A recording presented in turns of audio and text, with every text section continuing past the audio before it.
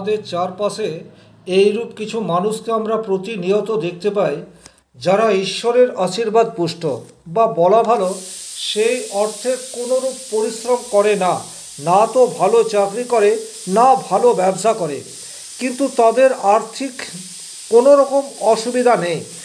টাকা পয়সা, bank balance, গাড়ি বাড়ি সমস্ত কিছুই করে নিয়েছে। এই সমস্ত মানুষজনকে আমাদের চারপাশে কিন্তু ম্যাক্সিমাম সময়ই দেখতে পাওয়া যায়। আজ আমার আলোচনার বিষয় হাতের রেখায় গুপ্ত টাকার সংকেত।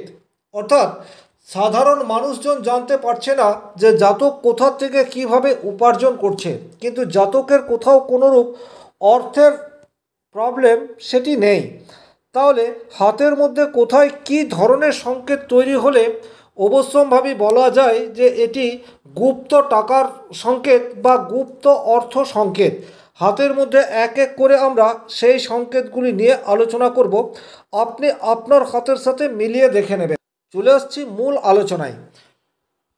সবচেয়ে প্রথমেই আপনারা যদি এই হাতটিকে দেখেন, তাহলে এই জাতককে বা এই হাতটিকে দেখে আপনাদের মনে হতেই পারে যে এই জাতক অত্যন্ত দরিদ্র, বা এই জাতকের হাতে সেই ধরনের টাকা পয়সা নেই। আপাত দৃষ্টিতে দেখলে তার কিছু কারণ সেটাও কিন্তু এই হাতটির মধ্যে দেখতে পাওয়া যাচ্ছে।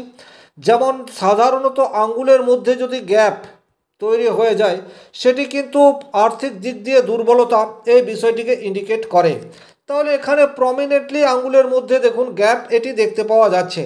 দ্বিতীয় অশুভ সংকেত যদি দেখেন, ম্যাক্সিমাম ভিডিওতেও আলোচনা করে থাকি, যদি এড়ো রেখা থাকে বা হাতের মধ্যে হিজিবিজি অনেক রেখা তৈরি হয়, সেক্ষেত্রেও কিন্তু কাজে বাধা বা আর্থিক দিক দিয়ে দুর্বলতা এই বিষয়গুলিকে ইন্ডিকেট করে। তাহলে এখানেও যদি আপনারা হাতটিকে ভালোভাবে দেখেন, তাহলে দেখতে পাচ্ছেন যে এই হাতের মধ্যে প্রচুর রেখা রয়েছে, এবং রেখাগুলি কোথায় শুরু হয়ে কোথায় শেষ হচ্ছে সেটাও ইন্ডিভিজুয়াল পরিষ্কার বুঝতে পারা যাচ্ছে না। তাহলে আপাত দৃষ্টিতে এই জাতককে আপনাদের মনে হতেই পারে যে জাতক দরিদ্র, বা জাতকের সেই অর্থের প্রাচুর্য নেই। কিন্তু এই জাতকের অর্থের কোনোরূপ অভাব নেই, এবং প্রচুর অর্থ এই জাতকের রয়েছে। তাহলে কোথায় সেই টাকার রেখাগুলি রয়েছে এক এক করে আমি ড্র করে দেখাবো, আপনারা আপনাদের হাতের সাথে মেলাতে থাকবেন। দেখুন, সবচেয়ে প্রথমেই আপনাদেরকে দেখে নিতে হবে এই জাতকের প্রমিনেন্ট একটি ভাগ্য রেখা। এই ধরনের একটি ভাগ্য রেখা যদি একদম শনি পর্বত পর্যন্ত চলে যায়, সেক্ষেত্রে কিন্তু সাধারণত জাতক ধনী হয়ে থাকে। জাতক কোনো কর্ম করুক বা না করুক, জাতকের অর্থের অভাব সেই অর্থে আসে না। আবার এটাও সত্যি যে অনেক মানুষের হাতে এই ধরনের দীর্ঘ একটি ভাগ্যরেখা রয়েছে, কিন্তু তারা অত্যন্ত গরিব বা সেই অর্থে কোনোরূপ উপার্জন করতে পারছে না।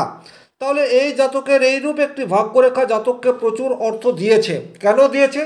তার কারণ হচ্ছে হাতের কম্বিনেশন। আমি আমার পূর্ববর্তী অনেক ভিডিওতে বলেছি, হাতের কম্বিনেশন যদি ঠিকঠাক থাকে তাহলেই কিন্তু জাতক পারফেক্ট রেজাল্ট পায়। আর এই যে কম্বিনেশন বোঝা, এটির জন্য আপনাকে খুব ভালোভাবে মনোযোগ সহকারে ভিডিওটি দেখতে হবে। দেখুন, এখানে আপনি এই রেখাটিকে দেখতে পাচ্ছেন, এই রেখাটি স্পষ্ট শনির দিকে চলে যাচ্ছে, এটি একটি ভাগ্যরেখা আপনার হাতে রয়েছে। এই ভাগ্যরেখায় আপনি সিম্বলগুলিকে ভালোভাবে দেখুন। ভাগ্যরেখায় এই যে সংকেতটি চলে যাচ্ছে, এটি বুধগামী রেখা, এবং এটি হচ্ছে একটি শিরোরেখা বা ব্রেন লাইন। এখানে একটি প্রমিনেন্ট মানি ট্রায়াঙ্গেল সেটি তৈরি হয়ে রয়েছে। মানি ট্রায়াঙ্গেলের ভেতরে আরও একটি এই ধরনের ট্রায়াঙ্গেল সেটি তৈরি হয়ে রয়েছে। তাহলে এইগুলিকে কিন্তু সঠিক কম্বিনেশন বলা হয়।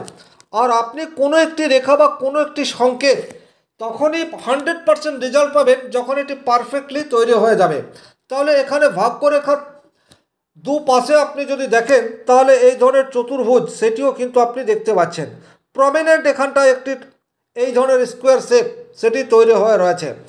আর ভাগ্যরেখায় এই ধরনের স্কোয়ার শেপ যদি তৈরি হয় এবং পারফেক্টলি এই ধরনের স্কোয়ার হয়, তাহলে কিন্তু লটারি বা ফাটকা থেকে বা গোপন কোনো জায়গা থেকে অর্থ পেয়েছে এইরূপ বিষয়কে ইন্ডিকেট করে। এবং এর যে বয়স নির্ধারণ, সেই বয়সটাও কিন্তু আপনাকে ভাগ্যরেখার সাথে করতে হবে। তাহলে এখানে যেটি দেখা যায় 28 থেকে 32 এই সময়সীমার মধ্যে কিন্তু এই জাতক ভাগ্যরেখায় এই চতুর্ভুজটি থাকার জন্য কোনো গুপ্ত স্থান থেকে প্রচুর অর্থ পেয়েছে। আপনাদের হাতে থাকলে আপনারা মিলিয়ে দেখে নিতে পারেন। এরপর আপনারা দেখুন এই খাতটিতে গুপ্তভাবে আরও অর্থ উপার্জনের জায়গা বা অর্থ প্রাপ্তির জায়গা কীরূপভাবে রয়েছে। রাহুর ক্ষেত্রটিকে দেখুন। আমি অনেক ভিডিওতে বলেছি রাহুর ক্ষেত্রে যদি প্রমিনেন্ট ত্রিভুজ চিহ্ন তৈরি হয় তাহলে কিন্তু হঠাৎ করে রাতারাতি জিরো থেকে হিরো সেটি হয়ে যেতে পারে। এই হাতটিকে আপনারা রাহুর ক্ষেত্রটিকে দেখুন, তাহলে প্রমিনেন্টলি বুঝতে পারবেন। এই রেখাটি হচ্ছে সর্বশক্তিমান ঈশ্বরের আশীর্বাদ পুষ্ট একটি রেখা, যাকে মার্শাল রেখা বা দৈব রেখা বলে। ঈশ্বরের আশীর্বাদ রেখাও আপনারা বলতে পারেন। এই রেখাটি প্রমিনেন্ট একটি রাহু রেখা, আপনারা দেখলেই বুঝতে পারছেন। আর জাস্ট এই জায়গাটিকে লক্ষ্য করুন, এখানটায় কিন্তু এইভাবে একটি ত্রিভুজ তৈরি হয়ে রয়েছে। যদি আমি এই রেখাগুলিকে রিমুভ করে দিই তাহলে আপনাদের বুঝতে আরও সুবিধা হবে। জাস্ট এই জায়গাটির এই ত্রিভুজটির কথা বলা হচ্ছে। রাহুর ক্ষেত্রে এই ধরনের ত্রিভুজ যদি তৈরি হয় তাহলে কোটি কোটি টাকা কিন্তু জাতকের কাছে আসবে। কোথার থেকে আসবে এটি বিষয় নয়, কিন্তু সেটি যে পরিশ্রমের দ্বারা অর্জিত অর্থ নয় এ বিষয়ে বলার অপেক্ষা রাখে না। তাহলে এখানে কোনো পরিশ্রম ছাড়াই হিউজ মাপের অর্থ এই জাতকের কাছে এসছে, যেহেতু জাতকের রাহুর ক্ষেত্রে প্রমিনেন্ট এই ত্রিভুজটি রয়েছে। আপনি আপনার হাতে মিলিয়ে দেখে নিন। একই সাথে এখানে ভাগ্যরেখার উপর এই ধরনের একটি রেক্ট্যাঙ্গেল বা চতুর্ভুজ সেটিও দেখতে পাওয়া যাচ্ছে। তাহলে এই জাতক কর্ম করুক আর কর্ম না করুক, এই জাতকের অর্থের কোনোরূপ অভাব থাকছে না। এছাড়াও এই খাতটিতে আরও কিছু শুভ কম্বিনেশন রয়েছে, যে জায়গার থেকে জাতক হঠাৎ করে প্রচুর অর্থ পেয়েছে। দেখুন এবারে বৃহস্পতির ক্ষেত্রটাকে আপনি ভালোভাবে দেখে নিন। সাধারণত বৃহস্পতির ক্ষেত্র একটু দুর্বল রয়েছে, এটি দেখেই আপনারা বুঝতে পারছেন। কিন্তু এই ধরনের একটি চতুর্ভুজ এখানে বৃহস্পতির ক্ষেত্রেও তৈরি হয়ে রয়েছে, বা এটিকে আপনি ফ্ল্যাগ বা পতাকা সেটিও বলতে পারেন। তাহলে বৃহস্পতির ক্ষেত্রেও যদি এই ধরনের একটি ফ্ল্যাগ বা পতাকা তৈরি হয়ে যায়, সেক্ষেত্রেও কিন্তু ফ্যামিলির কারু কাছ থেকে প্রচুর অর্থ উত্তরাধিকার সূত্রে পেয়ে গেল, এইরূপ বিষয়কে ইন্ডিকেট করে। এখন এটি বিবাহের পর শ্বশুর বাড়ি থেকেও হতে পারে বা অন্য কোনো জায়গা থেকেও হতে পারে, কিন্তু কোনো ফ্যামিলি মেম্বারের কাছ থেকে এককালীন প্রচুর অর্থ প্রাপ্তির সম্ভাবনা সেই মানুষের তৈরি হয় যাদের বৃহস্পতির ক্ষেত্রে এই ধরনের একটি সিম্বল তৈরি হয়ে যায়। এই সিম্বলটি আপনারা ভালোভাবে দেখে নিন। এই সিম্বলকে আপনি চতুর্ভুজ সেটা বলতে পারেন, আবার এই সিম্বলকে আপনি ফ্ল্যাগ বা পতাকা সেটিও বলতে পারেন, আবার এই একই সিম্বলকে আপনি এই ধরনের একটি ফিশ সিম্বলও বলতে পারেন। আর এই জায়গাটি অর্থাৎ বৃহস্পতির ক্ষেত্রটিকে যদি আপনি দেখেন তাহলে এক এক সময় আপনার এই সিম্বলটিকে এক এক রকম মনে হবে। আমি রিমুভ করে দিচ্ছি, আপনারা এই জায়গাটিকে ভালো করে দেখুন। দেখুন হস্তরেখা বিচার অত্যন্ত জটিল একটি কাজ।